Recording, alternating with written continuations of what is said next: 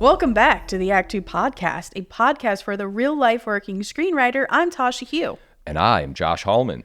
And we are Act Two, a network and support group for the everyday working screenwriter. That's you. This podcast is just one of the things we do, so thank you for joining us here. Please remember to subscribe to the podcast, rate us, write a comment, all the things. DM us questions, topic suggestions. I'm sure we have a mailbag episode coming up soon with just a bunch of compiled questions, which I'm excited about.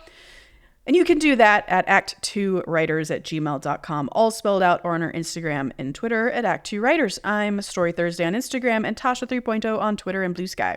I'm Joshua Hallman on Twitter, Josh Hallman on Instagram. So defeated, Joshua. I was just thinking about social media earlier today. I don't know. It was just a lot. It's like 6 a.m. your time. I got up pretty early this morning. That's a rough morning. I did. I got up pretty early this morning. How are you doing, Tasha? I'm all right. I feel like we've got a good topic today. I'm intrigued to talk about it. This is a Josh topic, and I'm intrigued. I don't have a This Week in Writing. However, I do have something I can complain about. Oh, that's basically This Week in Writing. Let's go. go. I usually don't complain about things in the entertainment industry, at least not publicly on a podcast. But something has crossed the line. I got to bed a little late. I woke up a little early, just a little tired, had a lot of coffee, but something, yes, has crossed the line. The other week, there was an announcement for a Michael Bay, Sydney Sweeney movie based off of the video game Outrun. Okay. Which is like an 80s car racing game. Oh, that's right. Mm-hmm. Okay. Can you picture this game in your head? It's the one with the red car and the blonde in the seat, right? That would be correct. Okay. I mean, it's all coming together, actually. It's starting to make a lot of sense already. Oh, I don't know, man. These video game adaptations, this might have just stepped over some weird like there's no plot. This is a game. This isn't even Cruising USA. This is like this car this is Excite Bike. Like, I don't understand what is happening. Anyway, that's all. I was just reading about it this morning and just kind of like reading about new films coming out, which is great. I'm really happy there's another film. But when you keep referencing a video game, I understand the publications. I understand how they have to do it. But it's like, really?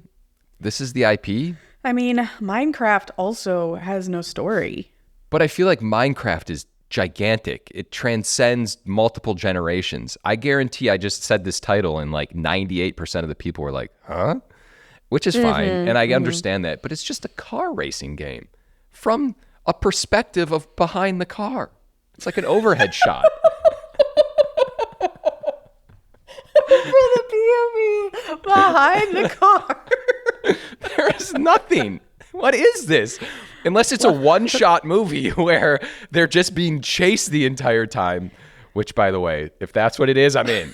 I'm fully in. And I take it all back.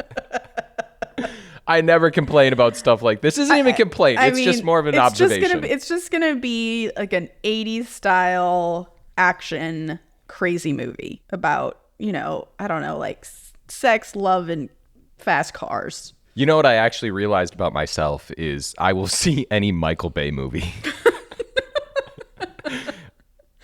And do you remember the movie Ambulance with Jake Gyllenhaal? Yes, I do. Freaking awesome. I watched it a couple years ago. And I was just like, dude, Michael Bay is just still the best. Yeah. He's might be one of the most, I'm not just saying this because I said this about the movie, but I'm thinking back to my childhood. One of the most informative people in my action-loving life, which says a lot.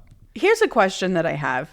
When we were growing up, we as in you and me, Joshua, yes, we loved action movies. We saw all of them as much as we could, good or bad. They were all awesome to us, really, because it was just so exciting. Cut to us talking to someone, and they were talking about the kinds of movies that their son watches, and their son is a young teenager, which was interesting to me because I am in a world now where I'm like trying to write for that exact audience and like don't really know like what the YouTube TikTok generation is watching besides YouTube and TikTok. So I was very curious as she was telling me about the kinds of movies that her son really loves. And, you know, she's trying to be like, hey, watch Reservoir Dogs. You know, and Indiana Jones. And he's like, boring. His favorite movie right now is Den of Thieves 2, starring Gerard Butler. How old is he again?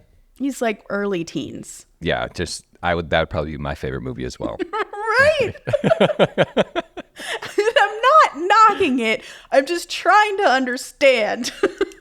This might actually be a conversation for another day, but I had a pretty long conversation with a producer recently about kind of the landscape of the entertainment industry and how TikTok, Instagram, social media feed into movies and television shows, and how clips almost act as their own world, whereas some people don't even see movies or shows anymore, but they just live off of the various clips that come from the movies or shows. Sure. And so marketing teams are actually considering that when creating something, where it's almost like, here, you have a movie for the movie-going experience, and then you have these short viral clips that we're going to put on social media.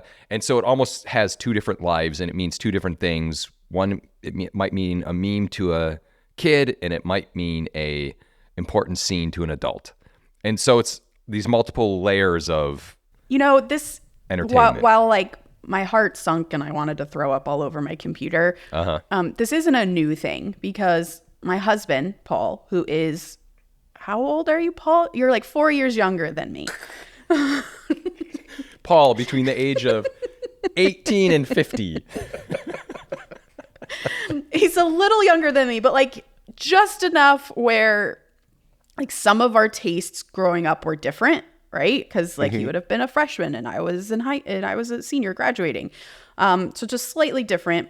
But I will reference things from the 80s, from the 90s, and he'll be like, oh yeah, I love that. I never saw it, but I love it. I was like, I don't understand. How do you love it? And how do you know it? Like, how can you converse with me right now about it if you never saw it? And he's like, well, I watched a lot of MTV or like, you know, VH1 or what, like these shows that were for the exact audience. It's like early days of TikTok and YouTube, where they would do this exact thing. They would show clips of this and like basically like give you the rundown of these movies in a really fun way that made you engaged and made you feel like you didn't need to watch it now because you knew what it was.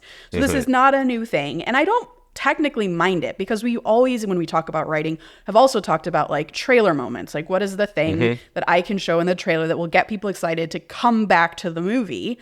And that's theoretically also what these clips would do. Like, hopefully they will watch enough of these clips that they'll be like, I should just watch that movie when it comes on. They might not be rushing to it because they feel like they've already seen it. Like Paul has claimed to see a bunch of movies that he hasn't. But they're probably like, if they didn't tell us they didn't watch the movie and we were conversing about it, I bet we would be convinced because they've seen enough of it to understand it. Yeah. I don't hate this, but I hate it. Yeah. Yeah, I mean, it's what it is. It's the world in which we live in. I mean, something that a writer and I were talking about was if you don't see movies and TV shows by real artists trying to say things, how do you understand your world? Because that has been how humans have understood their experience of the world and the universe since humans existed. Is we would tell stories, we would write cave paintings, we would do oral tradition over a campfire, up to now we're telling movies and TV shows. Like, this is how we grapple with issues like love and death and the infiniteness of the universe. And while it can be argued that sometimes TikToks or whatever do that, they really don't, okay?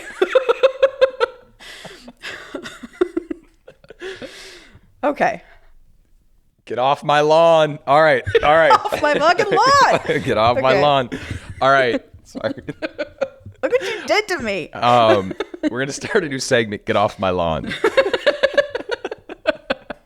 Okay. Tasha, I was tasked by you, by us, to get into a segment that we like to call, Are You Excited?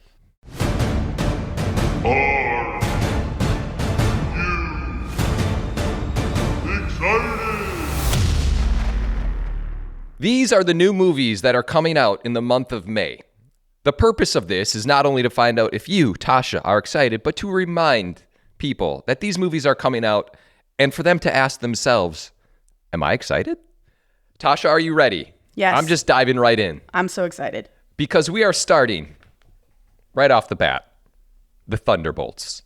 Yes. Sorry. Which came out on May 2nd. It is directed by Jake Schreier, who did Robot and Frank and Paper Towns. The writers are Eric Pearson, who did Thor Ragnarok, and Joanna Kahlo from The Bear.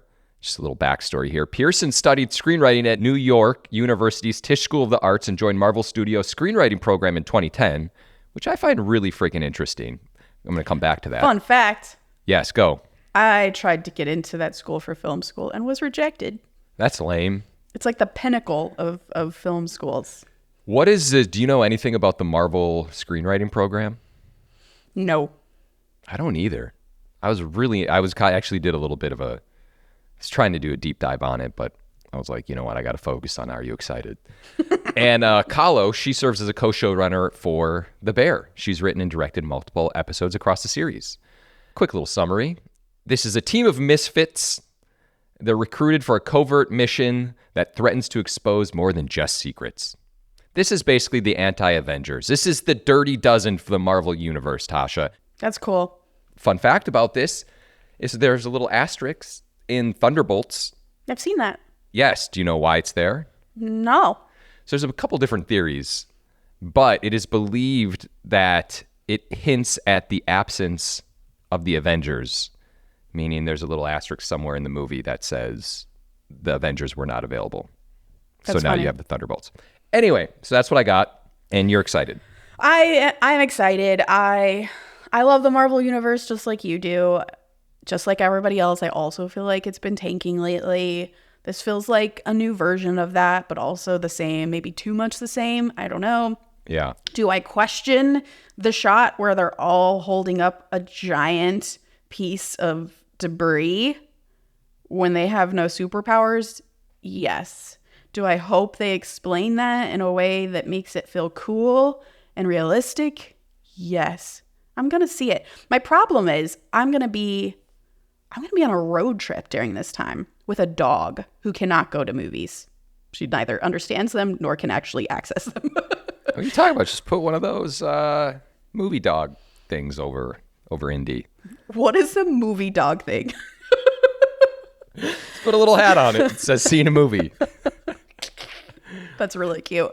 Oh, so I'm going to try to see this, and I hope I will be able to see it in theaters.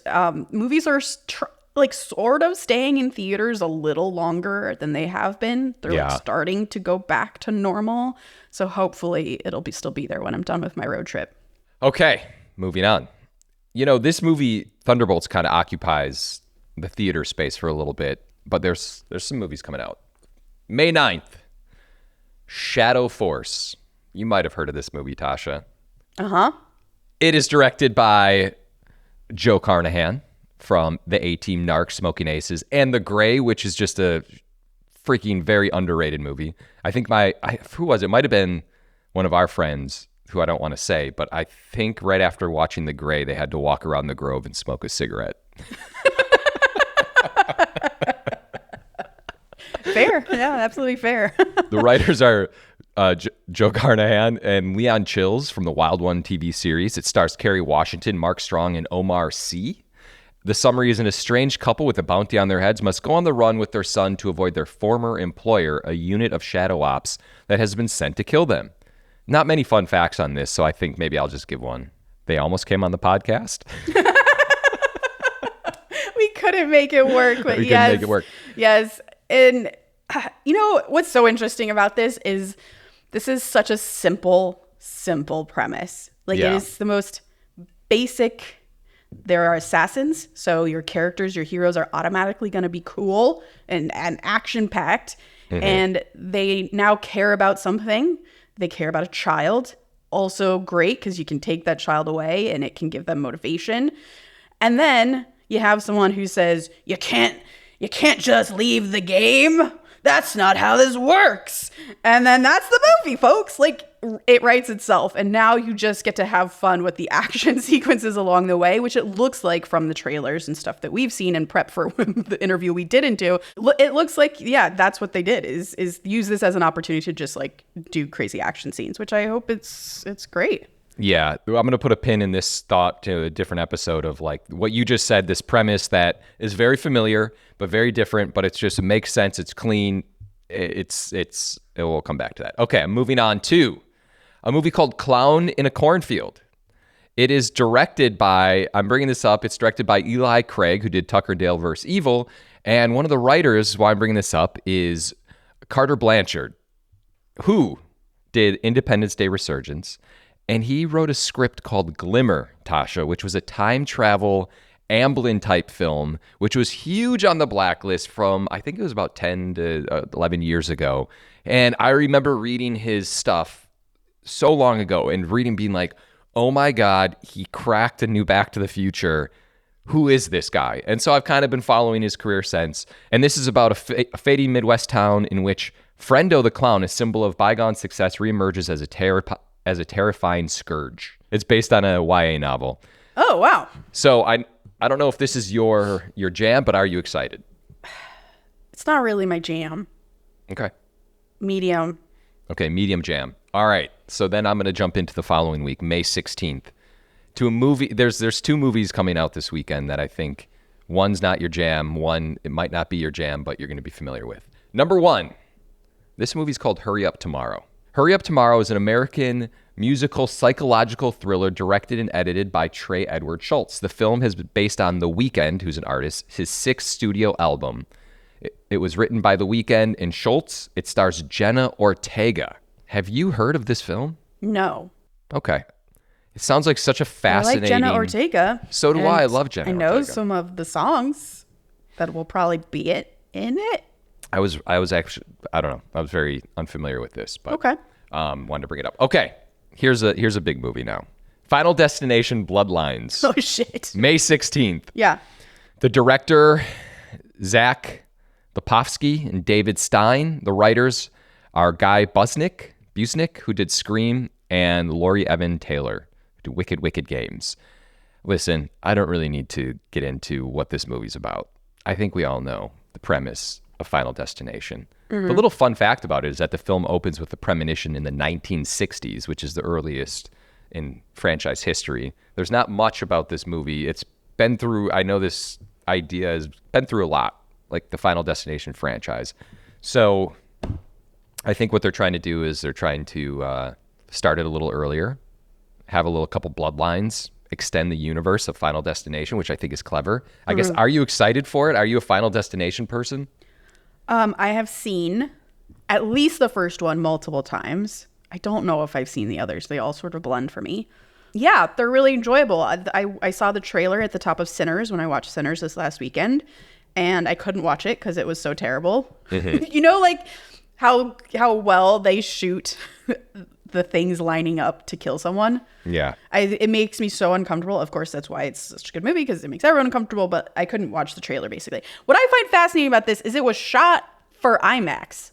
I loved the first Final Destination, and I love moments in the following couple movies, like Final Destination 2. I could still remember the car accident scene in the beginning. But I think I've just gotten older, and it's so hard for me to watch some of these kills and death scenes that it's like it makes me so uncomfortable now, which is doing its job, but it's hard. It's so hard for me to watch this stuff, but I love it. That's the weirdest thing. So it's such a genius movie in the sense of like being able to do that. I want to say that I love that they're trying to do something different by going to the 60s, and the trailer seems to say, and also you mentioned Bloodlines, which clearly, hopefully, that means it's like a whole new spin-off direction, which will just open up the franchise the way that like the new Screams seem to have. But I'm slightly worried that they're going to solve the problem. And this is one of those franchises where as soon as you solve the problem, it goes away and stops being cool. Meaning the problem being, why is Death doing this? Yeah. Why can't Death just like let it go? And it seems like the whole 60s thing, and like there's a book that grandma gives one of the kids, is like, this is I've been tracking death and this is his thing. Just like, this book will help you save our family. Yeah. And my hope is that that's not true, because that's kind of the point. Yeah, I hope they do like an It Follows. They can just pass it on and just keep the franchise going.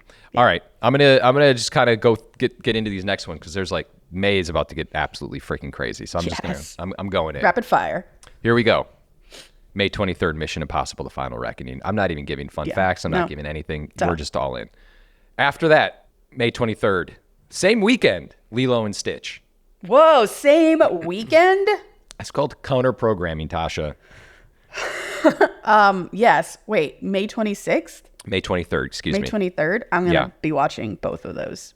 And then also May 23rd, Fountain of Youth, that Guy Ritchie movie with Natalie Portman and John Krasinski. That's going to be on Apple. Oh, shit. Yeah. That is a good Memorial Day weekend. And then I'm jumping to May 30th. There's two movies. The new Wes Anderson movie, The Phoenician Scheme. And then there's Karate Kid Legends. What? There's a new Karate Kid movie? With Jackie Chan and Ralph Macchio. Excuse me. Oh, I remember that being talked about. I didn't realize it was already here. Listen, that's a heavy May. I guess in general, are you excited? I had to rapid fire those because we were kind of dragging along there. That was A, not dragging at all. Okay. B, that is a fucking badass May. And I'm glad most of them are taking place when I'm back in LA, so I can go just zone out and watch all of them. So I'm just going to recap what you have in store, what we both have in store. I left one movie out too. It was the Fight or Flight Josh Hartnett crazy action movie on the airplane. Oh, yeah. Okay.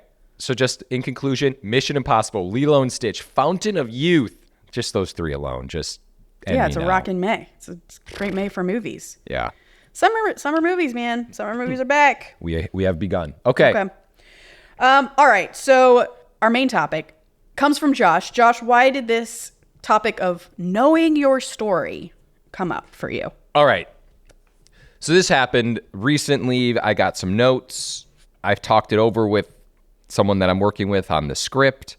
And some of the notes are larger than others, as they tend to be. But these were in particular because even I was talking to you about them, and you were like, well, do they make the story different or do they make the story better? And that question, I feel like, is really, really important because we are writers. We get endless notes from other writers, other producers, etc. And you do have to kind of ask yourself, is this making it better or is this making it different, or is different better?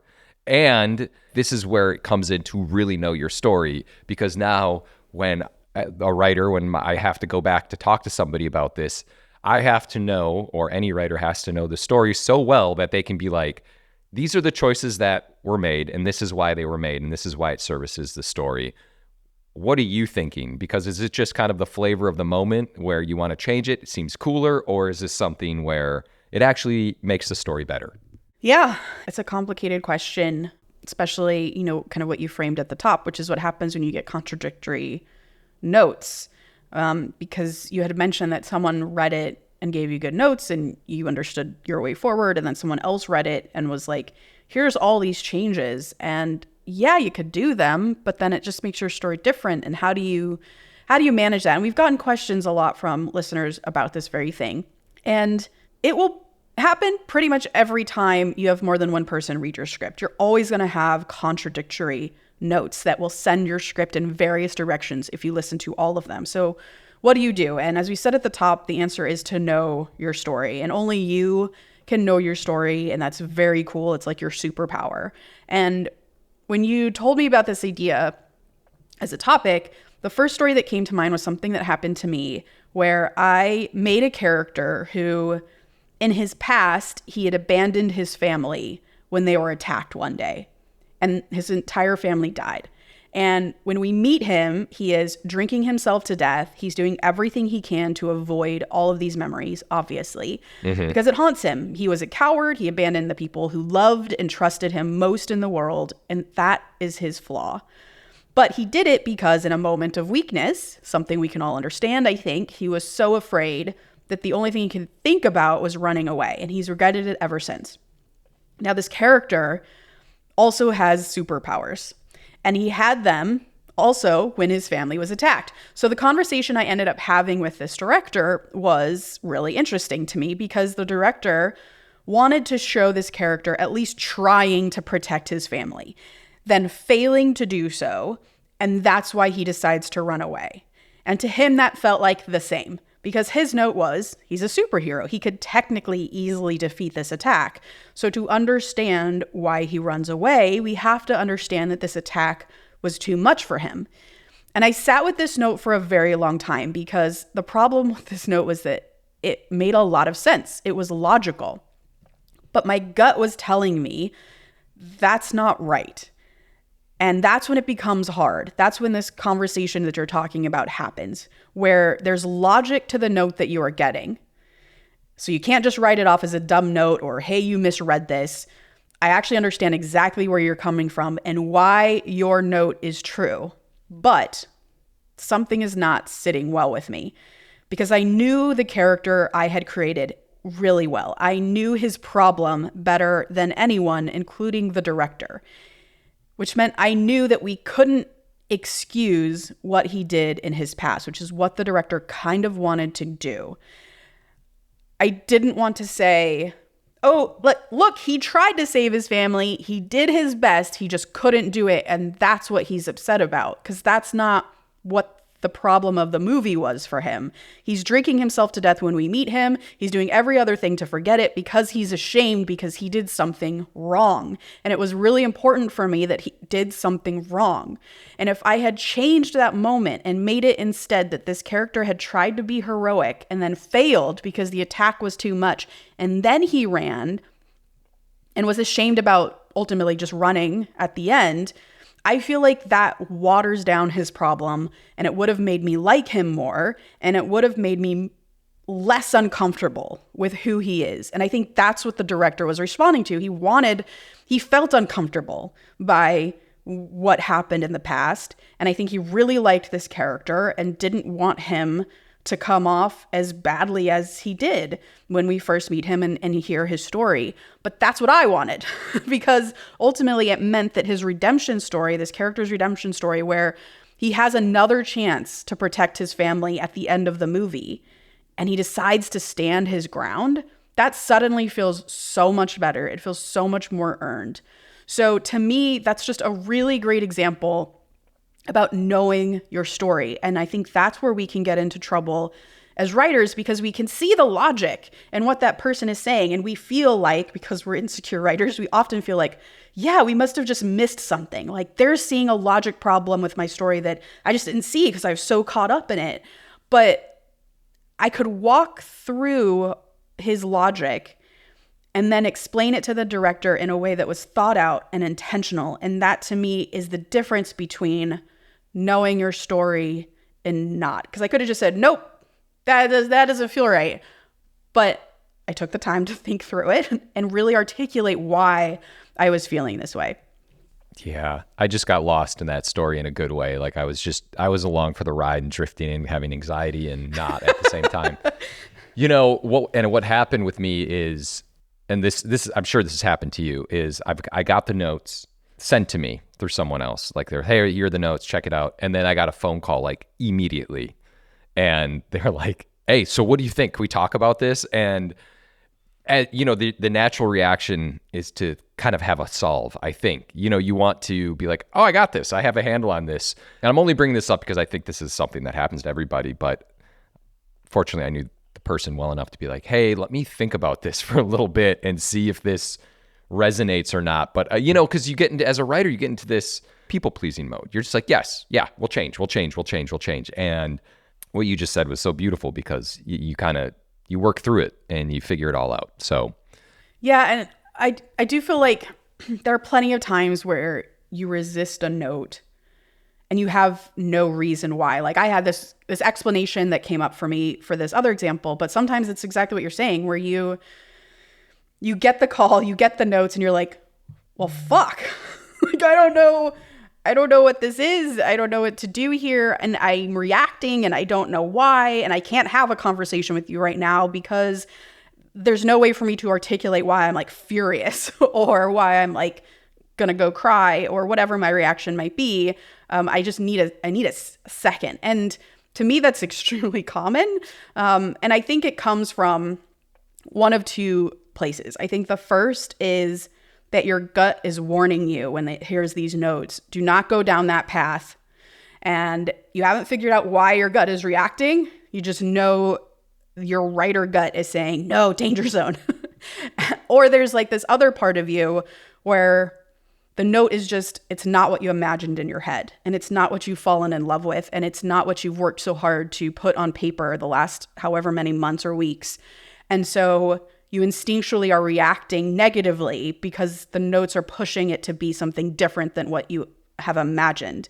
And I think the problem can be that those two things feel exactly the same when you're on the phone getting that call, right? So like you really have to figure out, which one is it? Is it just that I'm afraid of it being different, or am I having a genuine gut reaction as the writer of this property? And I think to me, like I have to kind of break them down a bit, because if my gut is saying danger zone, this person is spitting lies, they're the devil, you may need to just like digest this note more, right? Like you may not know why you're enraged, but you give yourself time. And then I think you just start walking backwards a little bit, where after this meeting, when you don't have to look at their stupid face anymore, you just ask yourself, okay, why is changing my story or my character to fit that person's note a bad idea? Yes. What about your story or your character would it change? And you can write these things down if it's helpful, or just be in your brain and sit with it on the couch. But think about that. What about your story and character would change if you address this person's note? And then think about that change. Is that a bad change, or is it just a different change? And if you feel that it's a bad change, start walking through that. What is it unraveling for you? Where is your line in the sand? The way that my line in the sand was making that superhero sympathetic in what I felt was his moment of great sin. And we had to understand it was a great sin for the movie to work, right? So think about, what is your line in the sand? At what point can you walk things back and say, okay, like I could see changing that, I could see changing that, but ooh, when we get to this point, that change absolutely cannot work. And it's because of this. So now you know what your gut was reacting to, because your gut remembered that line in the sand way before you could really articulate it. So that's an example, I think, of knowing your story and understanding your gut. Yeah. That's a perfect thought process as well, just to say, why would this not work? And also in this process, you have to kind of go back and write out or articulate what your characters want, what the arc is, where your characters are going, all the things. What do they need from each other, or whatever the case may be. And this exercise really helps you figure that out along the way, because to be honest, it did for me as well, because that's what I was like, okay, well, why does this not work? Well, what do the characters actually want? And then you just get so granular with it, and before you know it, you come to some solutions, and you kind of walk yourself off of the anger train of hate. Yeah. That is such a good point, by the way. Like, countless times have I delivered a first draft, which is technically like my fifth draft, before I actually send it to someone in a readable form. And I had to do exactly what you're talking about, where I had to be like, okay, what does this character want? Why is what they go through giving them what they want and what they need and what the story needs to be? And sometimes I start to just write new paragraphs about a script I've already feel like is done, right? Because you are being challenged on these things, and you have to get whittled down and get closer and closer to what your gut is feeling about this story. And sometimes I've done that and been like, fuck, that note is right. Like, I haven't articulated this thing that I want in an effective enough way to sell this arc that I'm doing for this character, right? And that only comes from reasserting how I view the character in my story through these little paragraphs I'm doing in response to this exact process of like, okay, let me walk back the note and try to sort of like prove my story to myself and see if it still holds water, right? Think of it as part of your process, not something that's breaking your process, and it will feel easier to do because you're going to need to do it a lot, I think. I also want to talk about the notes you get that just make your story different.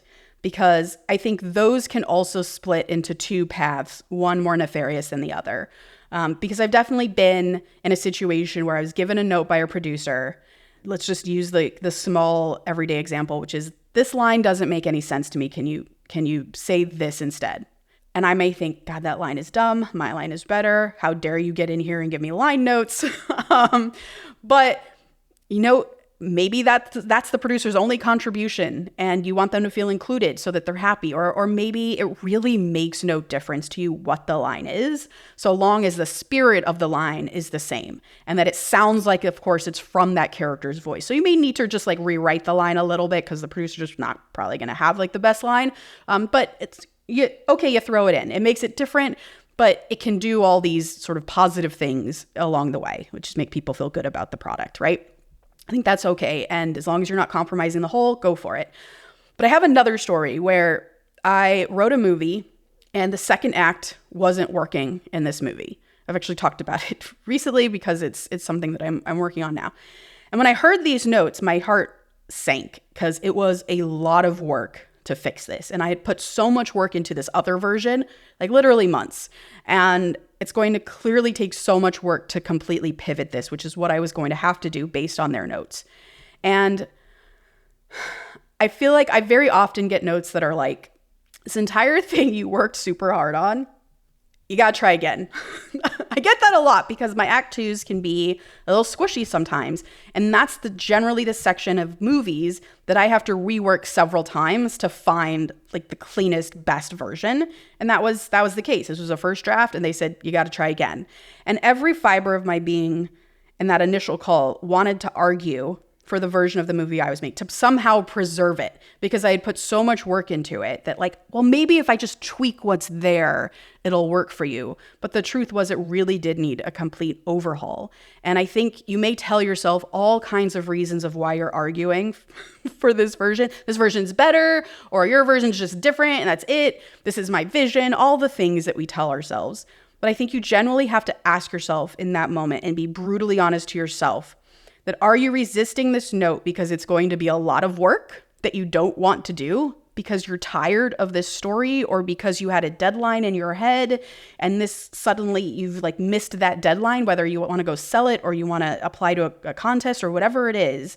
Sometimes the deadline can be a legitimate argument, but most of the time, if the note is going to make the script better, which was the case with this, you should figure out how to do it. Because if you hit your deadline with a worse script, what is even the point of that? And the problem is you just need time to get that energy back, which is how I feel about the script Josh and I are working on, right? Like I felt like we got a note that derailed the whole thing and was basically like, I don't get it. It was like kind of like how I was like, what do I do with that? But we put our heads down and we figured out how to not do what she suggested, right? Like with the person who gave us these notes, we're not doing what she suggested, but we are getting at the heart of her note, which is going to make the movie better. And that's exciting. And we just dug back in, and I think our movie is better for it. But if I was by myself and not with Josh, who is a really great cheerleader, I might have just been like, no, it's too much work. I don't have the energy to do that anymore. I'll tell you what, in the instance of this script, because it's somewhat complicated with different threads and whatnot, I probably would have been angry for days. Yeah. Stubborn enough to finish it, but it wouldn't have been as good. Yeah. Yeah, but we buckled down and we did some real work on it. And I'm very proud of us, actually, Josh. I love how we haven't finished it, but we're still like patting ourselves on the back. But we finished our notes and we finished our new outline. That is true. That is a lot already. Now it's just executing. Easy. You know what? We did it. It's little wins along the way. Mm-hmm.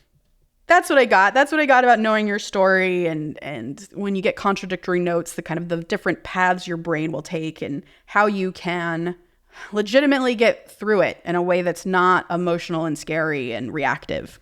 Yes, the reactive, you got to gut check yourself and just check in. Is this just because I'm angry and tired and I'm so freaking done with this thing and I shouldn't be having to do revisions and you're resentful that you're doing it, or not? Yeah. All that matters is the story. Just that's at the end of the day. Your feelings don't matter. Just do the story, the best story. All right. All right. Quote of the day. Whatever you're meant to do, do it now. The conditions are always impossible. Doris Lessing.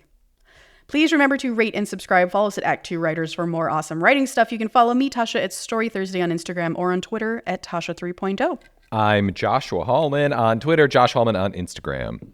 And as always, the Act Two podcast is a production of Act Two, a network and support group for the everyday working screenwriter. This episode was edited by Paul Lundquist.